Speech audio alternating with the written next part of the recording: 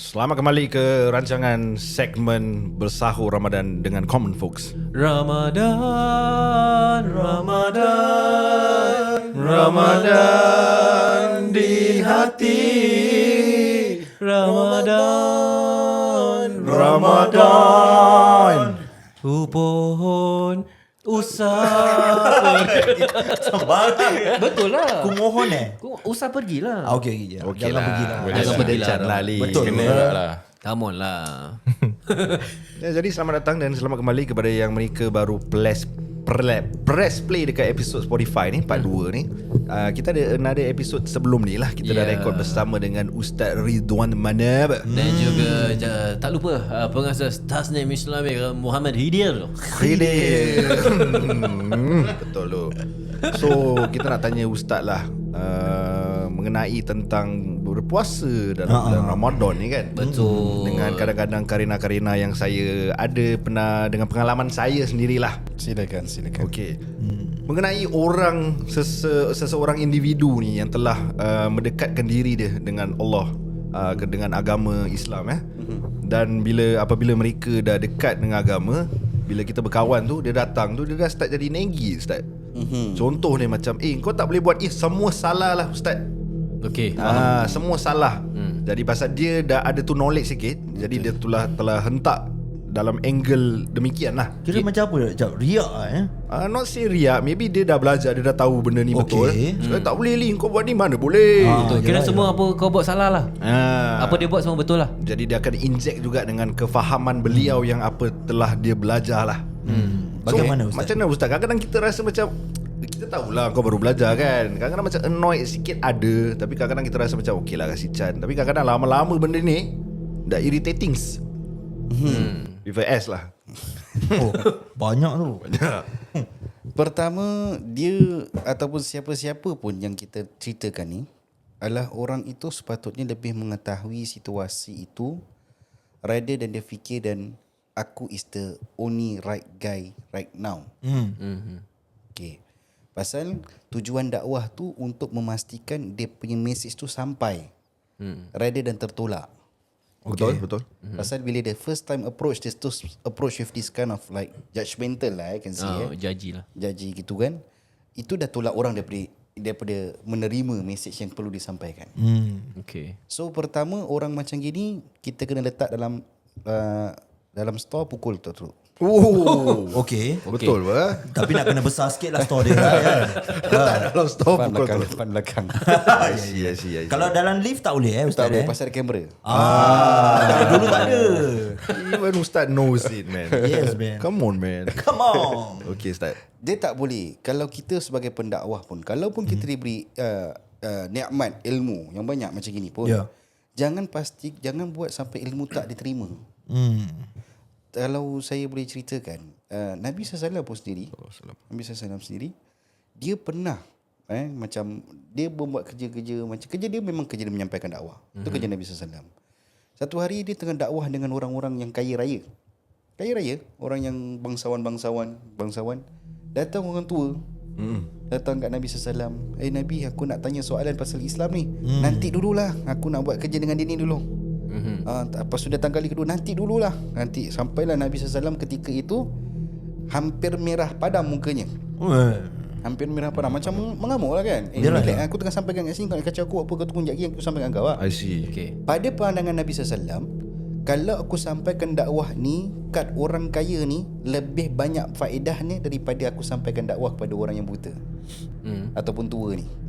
Allah tegur Nabi SAW. Allah tegur dalam surah Abasa, Abasa wa tawalla an ja'ahul a'ma. Wahai yang bermuka masam, kenapa engkau bermuka masam? Seolah-olah Allah nak gambarkan kat Nabi SAW, wahai Muhammad, kerja engkau tu menyampaikan. Siapa yang datang pun, tak kira siapa pun dia, sebab yang hidayah tu milik aku. Okey. Okay. So orang yang tadi tu nak menyampaikan dakwah tu, dia seolah-olah macam dia yang kasih hidayah. Tak boleh. Okey. Sebab dia sampaikan dengan cara yang salah, lebih membuat orang jauh daripada agama.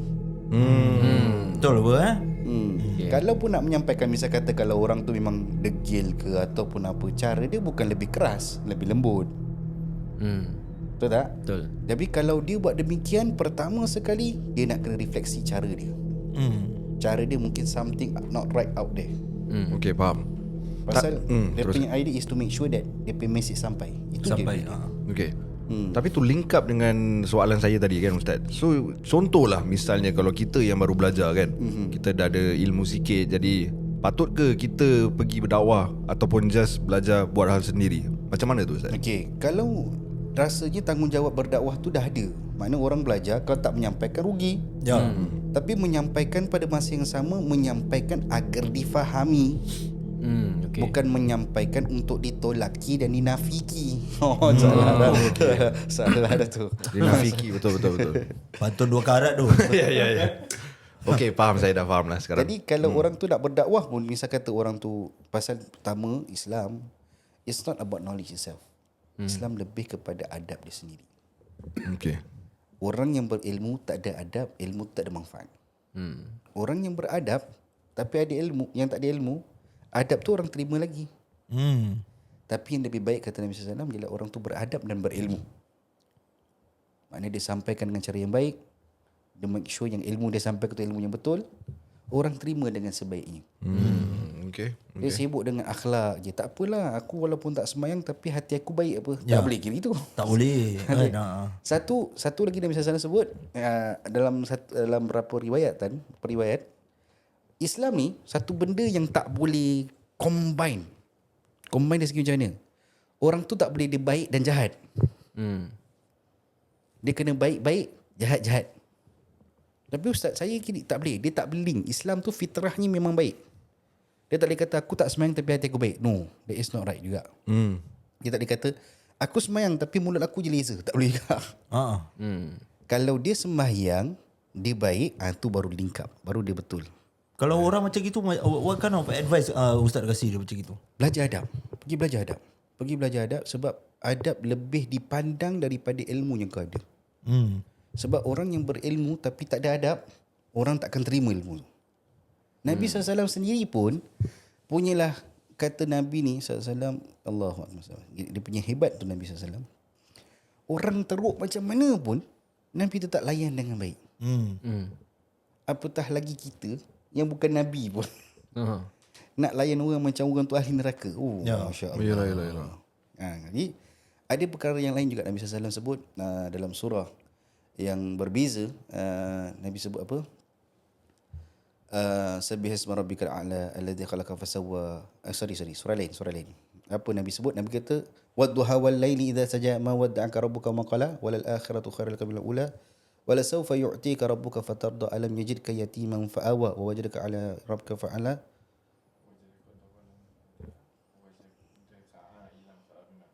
fa'amal yatima fala takhru amal sa'ila fala tanhar. Kepada anak yatim jangan kau herdik-herdikkan, dan kepada orang yang bertanya jangan kau halang-halangkan. Jadi Nabi SAW ni kerja dia, orang tanya dia kena layan. Orang tu layan macam mana pun, teruk pun soal orang tu macam pelik lah. Macam satu kisah Tarakullah, Tarakullah pula saya kuliah subuh pula. Kan? Yang paling jahat dalam hidup sebagai seorang Islam yang kita kenal siapa? Yang sebagai paling, orang Islam, dalam orang Islam yang kita dengar nama orang paling jahat dalam Al-Quran ni siapa? Tu. Firaun lagi. Yang zaman Nabi tu ada satu. Zaman Nabi ada. Abu Jahal. Yes. Abu Lahab. Ni geng-geng nama yang keluar dalam Al-Quran. Kita jahat-jahat keluar mana nama? Kita jahat-jahat keluar mana nama? Kat buku rekod bu. Tak. Kuat-kuat kalau masuk jail pun keluar surat khabar yang nama kita.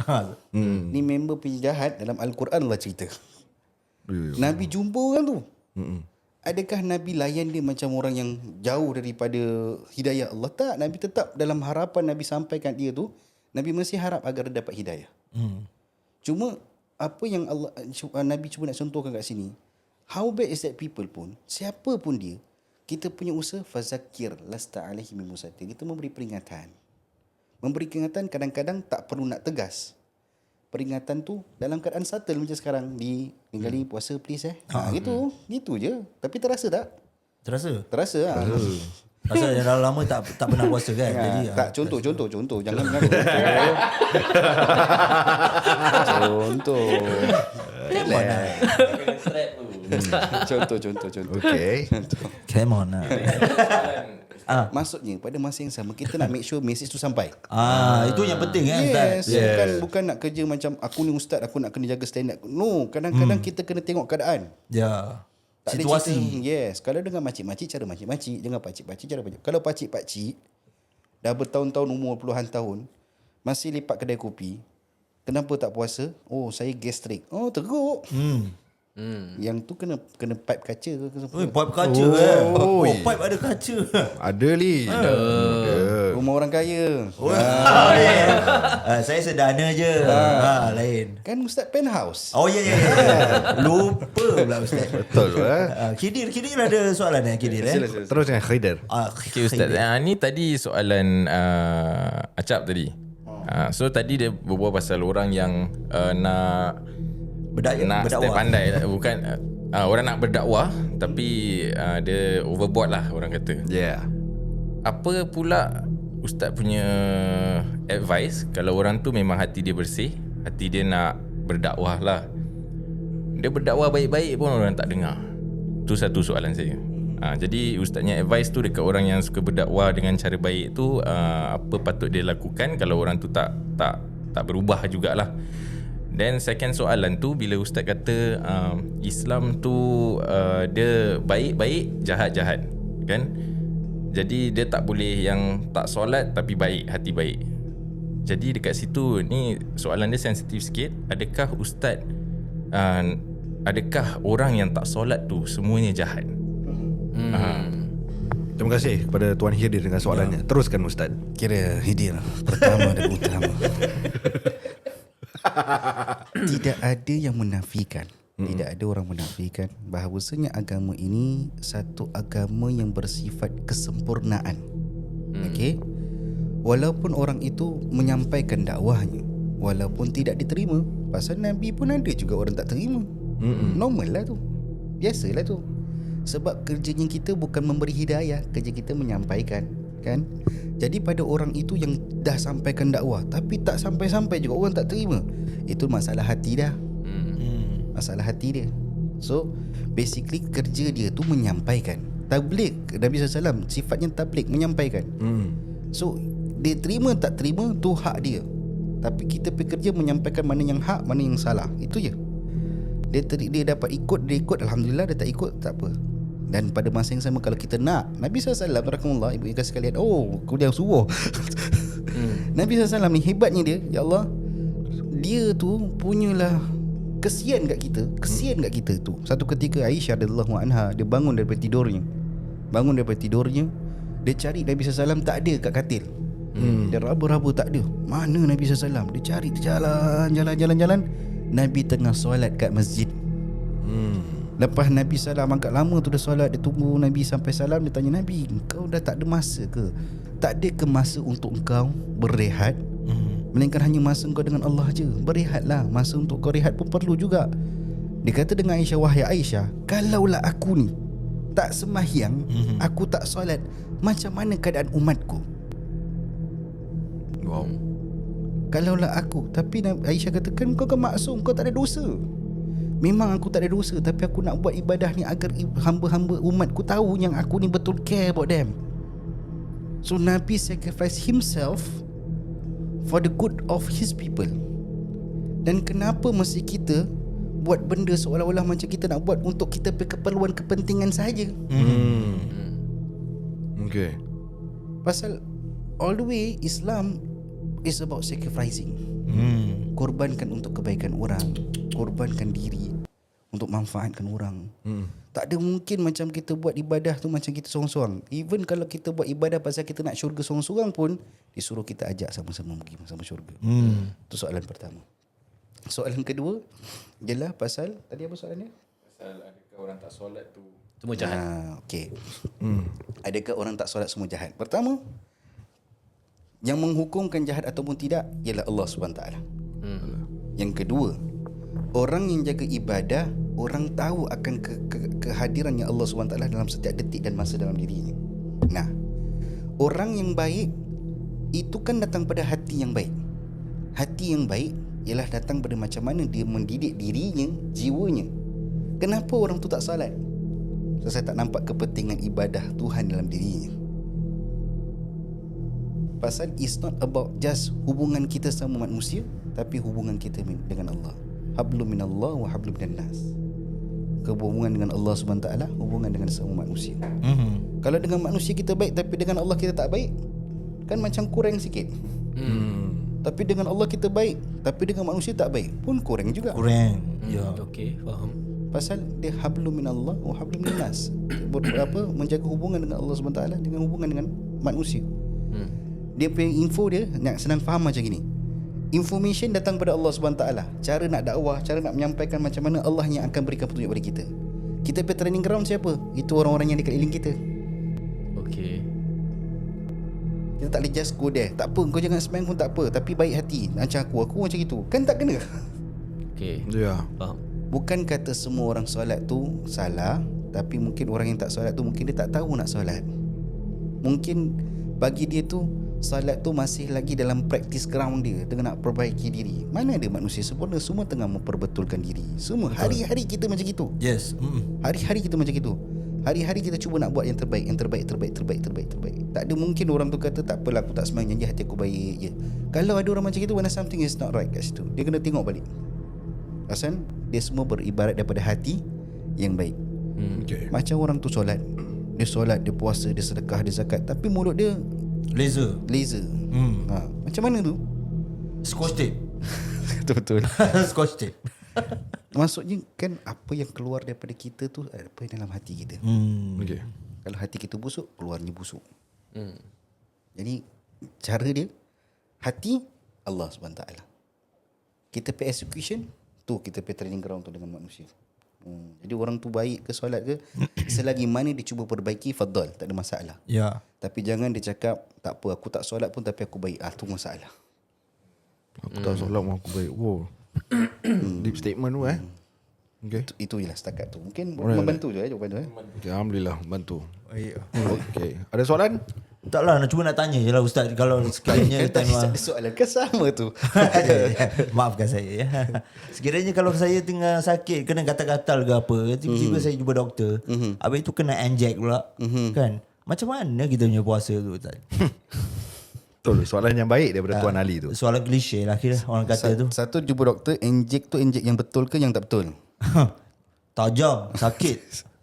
Takut dia jadi doktor sendiri. Dia payah. Jangan. Betul juga Ustaz dah cakap. Doktor sendiri tu kira pitam dah salah, dah tak sah lah. Ya tak ya juga. Dia dah pitam, dia dah mabuk, dah tak sah lah puasa dia. Tapi kalau misal kata atas dasar keperluan kesakitan, selagi itu injection is no problem, tak ada masalah pun. Okey. Boleh puasa lagi. Masih boleh. Puasa. Yang tak boleh dia pergi doktor. Doktor kasih dia ubat, lepas dia jumpa doktor dia makan. Waktu zuhur tu. Tu batal. Oh itu batal. Itu batal. Dia injek okey lah. Silakan Encik. Okay, soalan saya ni untuk orang yang dah berkahwin lah. Okey. Boleh Boleh Teruskan Tuan Hidir. So dia okay, orang kira suami isteri ni berjimak lah malam sebelumnya. Jadi dia bila pagi tu dia nak kena sahur kan, jadi bangun lambat, kemudian nak kena mandi junub kan. Jadi bila nak mandi junub tu kadang dah masuk toilet, dia buat bisnes dia sendiri, terlepas azan pun masuk. Jadi macam mana Ustaz, dia punya puasa tu sah ke tak ke, pasal dia belum mandi junub lagi? So itu dia soalan daripada Tuan Hidir. Teruskan Ustaz. Soalan yang bagus. Pertama, kalau kita jawab nak jawab soalan fikih itu segi fikah dia. Dari segi fikah dia puasa tetap sah. Puasa tetap sah asalkan tidak terlalu lama dia mandi. Misal kata contoh tadi, dia sempat sahur kan, misal kata, ataupun dia sempat sahur, dia sempat mandi, lagi baik lah. Maknanya sebelum azan tu dia dah mandi, alhamdulillah. Tapi misal kata dia sahur tapi tak sempat nak mandi, tapi dia mandi selepas azan subuh, maknanya dia masih boleh, puasa dia tetap sah, tapi solat dia tak sah.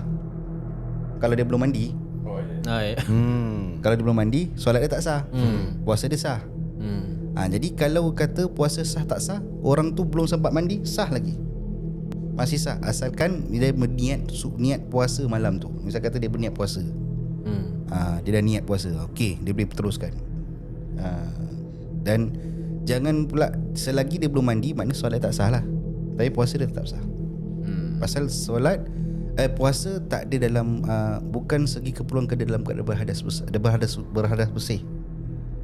Bukan dalam keadaan berhadas pun boleh puasa, tak ada masalah. Alright, tak ada masalah. Cuma solat bila keadaan berhadas, dia kena mandi dulu baru dia boleh solat. Okay. Okay. Saya So nak faham, jadi bila kalau let's say dia belum mandi hadas besar pun, kalau dia terlupa terus pun masih sah. Boleh sah, masih sah. Oh, okay. Masih sah. Masih sah. Okey. Cuma dia masalah ni bila dia tengah puasa, dia masuk toilet. Lama pula tu pakai sabun. Tu batal. betul. Tu saya setuju Ustaz. Sabun tu kadang-kadang dangerous. Elakkan lah kan Itu sabun. kalau jatuh lagi dangerous juga. Kan? Kalau boleh Licin elakkan toilet, lah. licin. Toilet licin lah. Betul Pakai lah. yang sabun gel bagus. Buku-buku semua jangan. Jangan. Zaman berapa ni? Betul. Ya. Okey Ustaz. Okey, saya ada soalan Ustaz Okey. So soalan saya ni dia agak simple lah sebenarnya. Okay. Dengan zaman konteks sekarang Ustaz, Saya kita semua tahu bahawa Singapore punya style ni, kalau kita nak berdakwah, nak jadi asatiza nak kena ada certification ARS. Okay, and then bila kita dekat dalam zaman ni zaman media sosial, so kita nampak banyak juga daripada negara-negara yang lain yang kita tak tahu personally the certification of ustaz-ustaz yang tak tahu ustaz ke tak ustaz ke, ataupun the influencer ke yang berbual bab agama. So untuk masa sekarang ni, kita tahu banyak remaja-remaja yang suka kadang-kadang nak ada knowledge, nak tahu, nak tengok. Macam mana Ustaz rasa like pandangan Ustaz, perlu ke kita sebagai individual dengar saja kepada orang yang ada ARS compared to orang yang tak ada ARS, mungkin daripada negara lain ataupun di mana-mana sajalah. Okay. ARS is certification by the Singapore government lah. Mana Singapore punya law, kita kena asatiza yang di Singapura nak kena ada ARS certification. Kalau dia tak ada ARS certification, dia not allowed to preach lah. Dia tak boleh berceramah, dia tak boleh syarahan dan sebagainya. Okay. Itu Singapore punya law. Okay. Tapi kalau ada segi ilmunya, selagi mana dia graduate from certain institution yang sah, yang dikenali atau sebagainya, dan dia seorang ustaz, okay, fadal, tak ada masalah. Tapi macam bagi kita di Singapura, when we get this knowledge from those orang luar ataupun sebagainya, it's good for us to check lagi sekali dengan asatiza kita yang lokal. Double check. Yeah, pasal takut dia punya apa information dia orang sampaikan tak sesuai dengan negara kita. Betul. Kadang-kadang dia punya fatwa is sesuai macam segi fiqah pun. Fiqah pun tak semua sama kat satu negara, berbeza dengan cara pengamalan. Tak kata macam kita ambil bulat-bulat dari situ boleh apply kat sini. Not really that. Pasal kita punya uruf, kita kalau bahasa Arab panggil uruf, waqi'. Kita punya apa panggil ni? Komuniti kita berbeza, masyarakat kita berbeza, Culture berbeza, Culture kita berbeza. So it's okay selagi mana benda tu tentang solat, tentang puasa, okay, hukumnya sama. Tapi implementation dia lain, berbeza. Pasal mungkin kat sana situasi dia, orang masalah dia susah untuk orang berpuasa. Pasal orang mungkin puasa sampai 20 jam, 22 jam. Macam kita puasa mungkin 12 jam, 8 jam, macam itu lebih kurang kan. So dorang macam mana tu, dorang kena ikut macam mana fatwa. Pasal dorang antara buka puasa dengan sahur setakat 2 jam je. Ya. Macam mana tu? Tu fatwa mereka sesuai dengan dorang, lain. Jangan kita kirakan sama, tak sesuai dengan kita. Pasal kita puasa at least 14 jam. So kita dalam 6 jam, 7 jam untuk kita nak lantak buka puasa, minum katira sampai 10 botol. Kenakan 12 baik Ustaz. Terserah lah kan. Yeah. Tapi dorang kat sana 2 jam je. How is that? So tak sesuai kadang-kadang. Maknanya dorang punya fatwa tu sesuai untuk dorang, tak sesuai untuk kita. Ada Ustaz 2 jam? Ya, dia. I think those negeri mana, Norway, Sweden. Yang gelap lah. Yes. Okay. Diorang 20 jam puasa. So contohnya kalau saya bulan puasa ni, saya ada rezeki lebih lah Ustaz. Contohlah saya pergi ke Alaska. Alaska Barrow, negeri dia nama Alaska Barrow punya city ni, dia memang long nights dia long lah. So saya naik aeroplane pergi, happy lah Ustaz, happy pergi. Tapi tengah bulan puasa, sampai sana dah raya. So macam mana saya punya puasa tu Ustaz? Ini benda yang sama tahun lepas berlaku juga perbincangan ini. So perbincangan ini banyak benda-benda berkaitan fiqah. So kalau dia puasa sana hari raya, mana dia masih tetap lagi untuk berpuasa sebenarnya. Dia kena teruskan puasa satu hari. Tak boleh shortcut lah Tak boleh. Pasal dia kena ikut kampung. Kalau dia ikut di sana, dia boleh buka puasa tapi dia kena bayar fidyah satu hari. Kena bayar Ali. Bayar puasa satu hari. Bayar puasa satu hari. Yalah, kena orang yang tak tahu. Sekali dia terikut, macam mana Macam smart. Macam I think last year we kita berjumpa dengan keadaan yang sama. Ya. Maknanya ada satu negara, lain negara puasa raya, kita belum raya lagi. So this member just going there, pergi sana nak raya awal, tapi balik Singapura belum raya lagi. Macam mana? Dia kena bayar. Kena bayar. Kena bayar Kena bayar balik. Okay, tapi untuk bila dah dekat sana, contoh masih puasa 2 jam tu kita buat lah. Yes, Sama lah. betul. Ikut je. Salah, tak ada masalah. Pergi Norway lah Ustaz Norway. Ustaz tengok ni orang sebelah saya ni, tengok rambut dia dah macam orang Dutch. Oh, yes. Ustaz pernah, saya pernah pergi Norway. I went to Norway, tapi bukan bulan puasa lah. Tapi pergi sana, keadaan orang Islam dia, komuniti Muslim dia tak ramai pun. Betul, Sikit tak ramai. je, sikit. Tapi for them is quite macam vulnerable lah. Macam pasal orang ada fatwa yang berbeza. Ada di kalangan mereka berfatwa mengikut puasa tu ikut negara yang paling dekat dengan korang, yang tak panjang sangat. Yang berdekatan lah kira. Yes. Okay. So macam contoh when I was there, diorang cakap ada perbincangan diorang punya ustaz-ustaz lah. Kita dengar. Masa tu kita belajar lagi. So diorang cakap diorang ikut UK. Oh, Norway ikut UK Yes, katanya. But that committee pun tak semua orang ikut kat situ. Tak semua orang berfatwa kat situ. Ada fatwa yang berbeza. So this is, I said, ikut negara keperluan. Okay. Interesting. Right. So kira macam kita dah banyak tanya macam batal ke puasa ni ke, macam kena inject batal ke tak. Ustaz boleh kasih briefly tak macam dulu zaman Nabi. Macam mana dia punya rutin bila bulan puasa ni? Okay. Para pendengar yang dikasihi sekalian, Betul. Alhamdulillah. Have to Ustaz. Betul apa? Nabi SAW punya puasa zaman tu macam kita tahulah ini puasa bukan zaman Nabi dah ada. Sebab Allah Subhanahu Wa Taala firman, kutiba alaikumus siyamu kama kutiba alal ladzina min qablikum la'allakum tattaqun. Telah diwajibkan ke atas kamu berpuasa seperti orang-orang sebelum kamu. Maknanya sebelum tu pun ada orang berpuasa, tapi cara berpuasa mereka berbeza. Okay. Cara mereka cara macam kita setahun sekali sebulan tu puasa penuh. Ada orang hari-hari mungkin. Ada yang satu hari puasa, satu hari tak puasa. Ada mungkin hari-hari tertentu berpuasa. Perbezaan di situ. Namun zaman Nabi SAW, para sahabat SAW bila sampai bulan puasa, mereka berdoa sungguh-sungguh agar ibadah sepanjang Ramadan tu Allah terima. Okay. Itu dorang punya akhlak para sahabat. Dorang bila masuk Ramadan tu bagi dorang macam satu nikmat besar.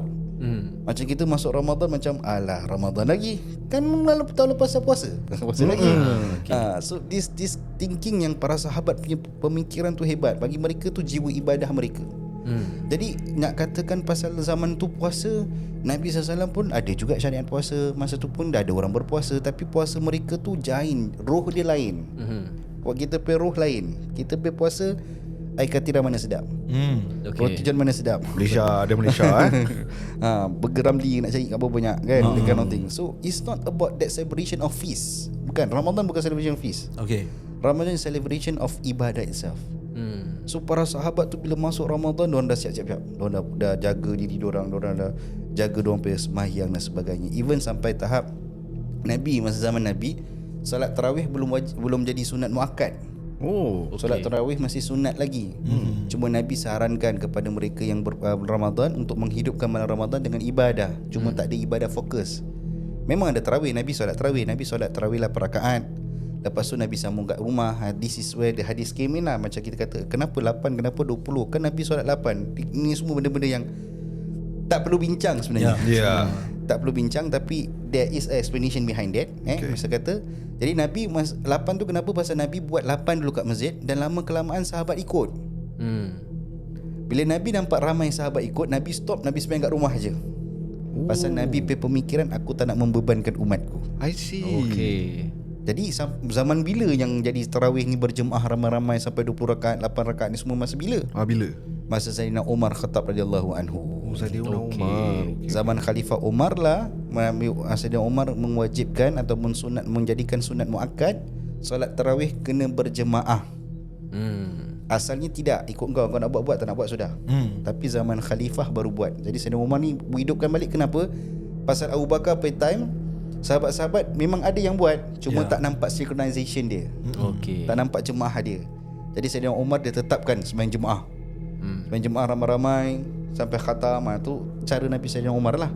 Lepas tu jadi kebiasaan sampai sekarang kita ikut. So bila orang tanya ustaz 8 ke 20, 8 ke 20, maka jumhur ulama bahas 8 tu lebih kepada kualiti ibadah. Kalau 20 kuantiti ibadah. So dua-dua boleh. Nak buat 8 boleh, nak buat 20 boleh. Yang tak boleh kalau tak buat langsung. Okey. Pasal namanya menghidupkan malam Ramadan. Ya.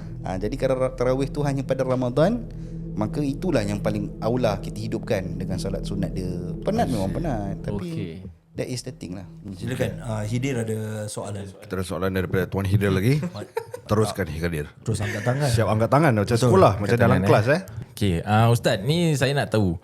Apa tu, kita berbual pasal Ramadan kan. Kita tahu apa tu, puasa tu wajib. Sekarang saya nak tahu, maybe untuk ni pun untuk orang-orang yang tak tahulah. Kenapa puasa tu jadi wajib dan kenapa ia jatuh pada salah satu rukun Islam?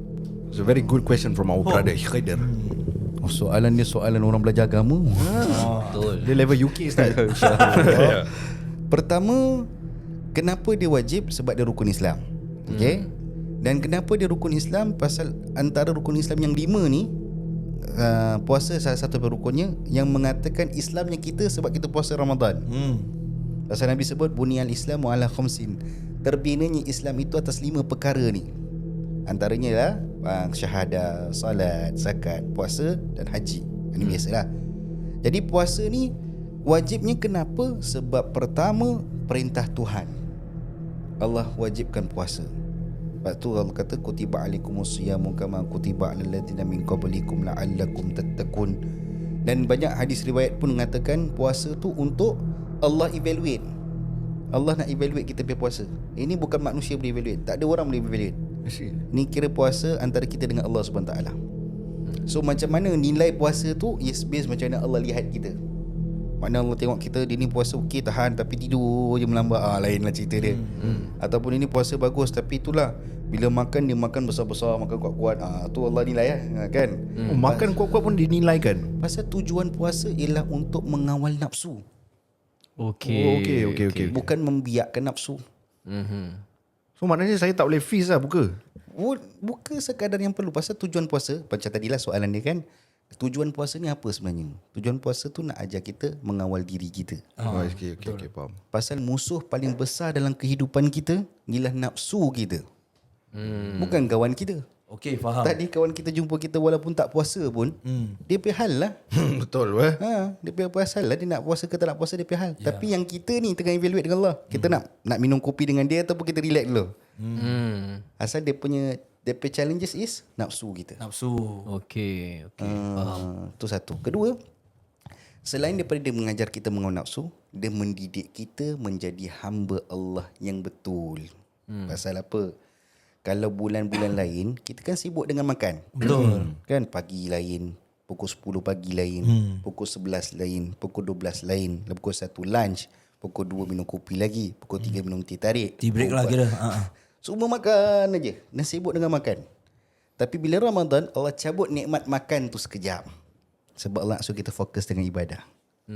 Pasal Imam Ghazali sebut dalam kitab dia Ihya Ulumuddin, penjara ibadah adalah perut yang kenyang. Okey. Bila orang tu kenyang, dia malas nak ibadah. Malas lah. Betul Tapi bila dia tak kenyang pun dia malas nak ibadah, teruk dia tu. Terus food coma kadang-kadang. Orang panggil. Zaman Kawan konteks saya kena sampai food coma. Masya Allah. Tak boleh. Pasal dia punya tujuan bukan. Pasal tujuan ibadah Ramadan ni ialah untuk mendidik kita nafsu, satu. Kedua, dan tengokkan orang yang tak makan senang macam kita. Pasal kalau kita lihat rukun Islam ni kan, dia ada dua benda kan, kita percaya rukun iman dengan rukun Islam kan. Rukun iman tu semua benda yang tak nampak, ghaibiyat kan, benda-benda tak nampak. Percaya dengan Allah, ada ke Allah kan, ada kan, Allah ada. Percaya dengan Nabi ada kan, ada. Kitab-kitab ada ke, ada. Kiamat ada ke, ada. Sebab Allah percaya benda tu tak nampak tapi ada, kita percaya. Tapi yang 5 ni dia nampak sangat, dia punya kata benda yang praktikal. Macam syahadah, solat praktikal, haji, zakat praktikal. Dia benda-benda yang kita kena praktis. Faham tak? Jadi bila kita cakap pasal praktis, Ramadan ni bukan pasal ibadah je, tapi Ramadan juga berkaitan dengan kehidupan kemasyarakatan. Okay. Okay, faham. Pasal dalam Ramadan ada zakat fitrah, betul tak? Betul. So dua benda ni dalam satu ibadah, sebab ni ibadah bersifat untuk peribadi dengan masyarakat. Ibadah ni, ibadah puasa ni peribadi. Bila kita lapar, kita kenangkan orang yang lapar. Jadi kita kesian, kita tengok orang macam mana. Tapi bila kita kenyang, kita lupa diri. Betul. Kita anggap macam kita lah on the world. Pada masa yang sama, kita tengok juga puasa Ramadan ni ada zakat. Zakat tadi kan kita ada cerita. Maknanya rezeki tu bukan kita punya saja. Kita have to share. Okay. Atau soalan-soalan yang berkaitan dengan jawapan-jawapan berkaitan dengan soalan tersebut lah. Jadi So sebelum kita mengakhiri lah. Tadi pun kita ada borak-borak sebelum kita rekod ni kan Ustaz. Ustaz boleh share tak kepada kita punya listeners tentang doa Jibril Masya Allah, yang diaminkan oleh Nabi Muhammad SAW. Allahu Akbar. Baik, Din. Para jemaah yang dikasihi sekalian, Teruskan. Ya. firman dan sabda kita tak. Ada satu ketika bulan periwayat cerita ni ialah ketika dalam bulan Syawal. Bulan Syawal. Bulan Syawal Jibril datang kat Nabi Muhammad SAW. Jibril kata, wahai Muhammad, aku nak berdoa ke Allah, boleh tak kau aminkan? Nabi Muhammad kata, boleh aku aminkan, tak ada masalah. Jibril, apa yang kau nak doa? Tapi bila ulama bahas, bila doa ni yang didoakan tu Jibril, yang mengaminkan tu Nabi, agak-agak mustajab tak doa tu? Mustajab. Ni kan main-main pergi doa ni. Ni doa yang luar biasa ni kata orang. Sebab yang doanya Jibril, yang aminnya Rasul sallallahu alaihi wasallam. Jadi apa yang berlaku tuan-tuan, tuan-tuan, jemaah dikasihi, pendengar yang dikasihi sekalian. Benar, Ustaz. Jibril berdoa kepada Allah SWT 3 perkara. Dan ini dikatakan riwayat tu berlaku pada 1 Syawal. 1 Syawal maknanya dalam Ramadan ni. Dalam Ramadan. Jibril doa ke Allah, ya Allah, andai ada di kalangan hamba-hambamu dalam bulan Ramadan beribadah pagi, siang dan malam, tapi andai mereka masih berderhaka kepada kedua orang tuanya, jangan kau terima ibadahnya. Nabi kata amin. Okay. Yang kedua, Jibril doa ke Allah, ya Allah, andai ada di kalangan hamba-hambamu sepanjang bulan Ramadan beribadah pagi, siang dan malam, tapi masih lagi menderhaka kepada isterinya ataupun menderhaka kepada suaminya, jangan kau terima ibadahnya. Nabi SAW sebut amin. Amin. Okay. Kemudian Jibril doa kali ketiga, ya Allah, andai ada di kalangan hamba-hambamu sepanjang Ramadan yang beribadah pagi, siang dan malam, tapi masih lagi menzalimi saudara seislamnya, menganiaya saudara seislamnya, janganlah engkau terima ibadahnya. Nabi kata amin. Dan ini 3 perkara ni, kalau kita fikir-fikirkan, kita renung-renungkan, ini cerita berlaku Syawal. Berlaku Syawal. Maksudnya benda ni dia nak relate tu pada orang-orang yang dalam Ramadan. Pasal Syawal dah habis. Syawal dah habis Ramadan apa? Maknanya bulan yang penuh hikmah ni dah habis. Dan Jibril doa benda ni. Nak buktikan apa? Buktikan ada orang yang berpuasa bulan Ramadan, beribadah pagi siang malam, tapi hubungan manusia ni masih lagi kekurangan. Jadi disuruh perbaiki, disuruh perbetul. Macam tadi awal-awal pada episod sebelum ni anda pernah cerita kepada anda pasal Nabi Adam AS. Ya tak? Nabi Adam salah ada satu tu, Allah turunkan daripada syurga. Kita yang salah banyak ni, yang belum confirm syurga, buat kerja macam kita dah confirm syurga. Betul. Kalaulah Allah tu pendendam, untung Allah ni bukan maha pendendam. Kalau Allah tu maha pendendam, Allah dendam kat kita, agak-agak bau syurga pun tak dapat. Betul. Tapi Allah tu maha pengasih lagi maha penyayang. Betul. Ini berbalik pada soalan-soalan yang tadi yang anda berikan kepada Ustaz, yang tentang macam mana orang tu dakwah cara keras ke apa sebagainya. Sebab nak cerita tentang sifat rahmanya Allah daripada sifatnya maha berkuasanya Allah, sifat maha zalimnya Allah. Tidak. Tak boleh gitu. Allah tu dikenali dengan sifat maha pengasih. Allah boleh pakai nama lain. Allah nak pakai maha ya qawi ya matin ke, Allah nak pakai nama Razzaq, boleh pakai nama lain, tapi Allah suka dikenali dengan Ar-Rahman Ar-Rahim, yang maha pengasih lagi maha penyayang. Itu sifat Allah yang paling besar berbanding sifat-sifat yang lain. Jadi kalau kita lah tak guna sifat tu, yang Allah berikan pada kita, kerahmatan, kerahiman sikit ni tak ada pakai, maknanya kita lebih hebat pada Allah. Jadi ni satu kata-kata terakhir lah sebelum rasanya kita pun nak kena bersiap untuk sahur. Sahur Untuk sahur. Betul. Terima kasih banyak-banyak. Alhamdulillah kita dapat cover sikit sebanyak dengan Ustaz Ridwan Mandap. Terima kasih. Terima kasih sudi datang kongsi dengan cerita-cerita dengan some pandangan dan advice jugalah Ustaz. Boleh. Terima kasih. Terima kasih juga kepada korang yang sedang mendengar. Yang dengar, aku harap kita harap kita dapat belajar lah sikit sebanyak. Betul. Membakarkan lagi semangat kita untuk berpuasa di bulan Ramadan ini. Amin. Dan kita mengharapkan kita dapat berjumpa lagi di tahun depan dalam bulan Ramadan. Amin. InsyaAllah. Okay, jadi dan InsyaAllah Ustaz, kalau kita boleh invite Ustaz lagi, apa salahnya? Boleh, tak ada masalah. Silakan. Jadi kalau korang mau suka pasal episod ni, korang boleh just DM kita, feedback kita. Jadi Betul, kita Pak. boleh sampaikan Ustaz ada Instagram ke apa yang kita boleh ikut? ada. Kurangkanlah algoritma tu. Mungkin diorang suka dengan cara penyampaian Ustaz. Boleh. Bagaimana? Nak sebut tu susah, tapi dia Abu Fahad. Abu Fahad. ABUFAHD. Ada underscore ke tak ada? Tak ada. Tu ABUFAHD. UFAHA HD. Ya, so Abu korang Fahad. boleh follow Ustaz, boleh DM dia jugalah kalau korang sudi. Dan jangan lupa juga boleh follow Wan Enzal untuk tanya tentang soalan-soalan jual beli rumah. Kalau korang dalam bulan Ramadan ni dah ada fikir-fikir sikit dah kan. Betul.